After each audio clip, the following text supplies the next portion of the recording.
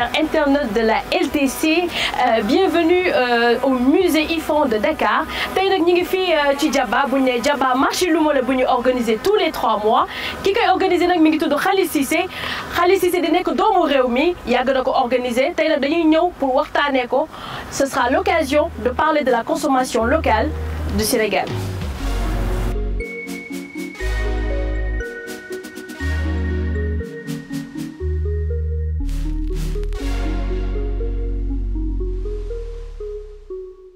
Produire ce que nous consommons et consommer ce que nous produisons est un combat que les artisans sénégalais mènent depuis longtemps.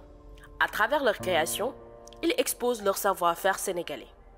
Ainsi, la 8e édition du Djaba était encore une occasion pour ces talents créateurs sénégalais de dévoiler leurs produits au grand public. Le Djaba est un événement de mode incontournable qui brille au cœur de Dakar, mettant en valeur l'industrie culturelle et créative du Sénégal. Cet événement offre des vitrines extraordinaires et permet également aux créateurs de mode, artistes et designers et mannequins de se faire connaître et de promouvoir le Made in Sénégal. Khalil Cissé, l'initiateur du Djaba par ailleurs un fashion curator, revient sur les motivations, la vision et surtout la vie de ce grand événement qui s'est tenu au musée IFAN de Dakar. C'est un marché, mais un marché assez spécial, c'est parce que c'est un marché des industries culturelles et créatives, où se retrouvent beaucoup de créatifs sur différents domaines. Éventuellement, l'art va se retrouver dedans, parce que tout simplement, c'est ça qu'on essaie de promouvoir. On est en train de le construire. On a cette édition au compteur, mais on suppose qu'il est encore en gestation, en perfection. On a une vision, oui, mais on préfère se focaliser sur le présent. Comment le rendre à chaque édition beaucoup plus créatif, beaucoup plus avec un meilleur contenu. Alors généralement, c'est ça le Djaba au jour le jour. Promouvoir le Made in Sénégal face à une concurrence très rude avec les produits importés n'est pas chose facile. Mais Khalil reste optimiste, car le Sénégal attire les plus grands créateurs de l'Afrique et du monde. Alors le Made in Sénégal, il est en train de progresser. Il y a beaucoup de choses actuellement qui se font. Juste à l'image de voir Chanel se présenter à Dakar, faire son défilé, poser le 19M, ça prouve qu'il y a de la matière et que c'est en train d'avancer. Sur le plan local comme sur le plan international, on a énormément de designers qui brillent à l'international. Et sur le plan local, il y a beaucoup de matière. C'est à l'image de ce que vous voyez dans le Djaba. Donc oui, il progresse. L'implication des femmes est un facteur déterminant de la réussite du Djaba et surtout de la promotion de la consommation locale. Baya Bachili, ancienne championne du Sénégal de Taekwondo, est un profil assez particulier qui depuis 2014 est emporté par sa passion de la cordonnerie.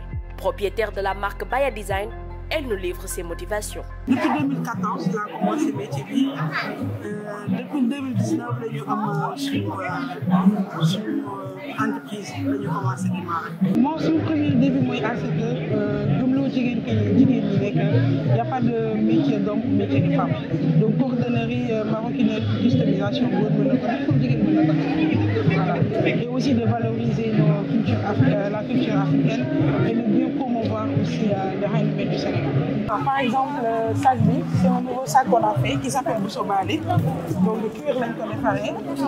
Jàmput bi ku gis xam ne c'est vraiment du mouridisme. Moom la ñu jël def ko sous forme de sac. Et déjà ñëpp bu ñu nee mourid rek déjà dafa yaatu. Boussobali dafa nekk koo xam ne nii référence ci biir jigéen ñi am ko. Côté bi on l'a fait en style jean, poche liée, derrière poche bi ak monture bi. À l'intérieur, on a mis du daim pour place ordinateur. Donc c'est un sac de tous les jours, c'est très stylé et on peut la aussi.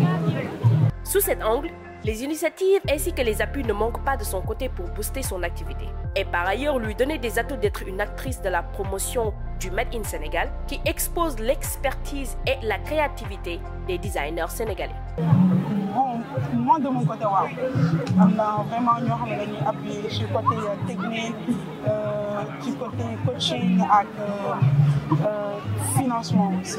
Mais dafay laaj aussi plus de visibilité mën a am yenn marché au niveau international mais li ñu naan tëb rek petit à petit l'oiseau fait son nid, on n'est pas pressé.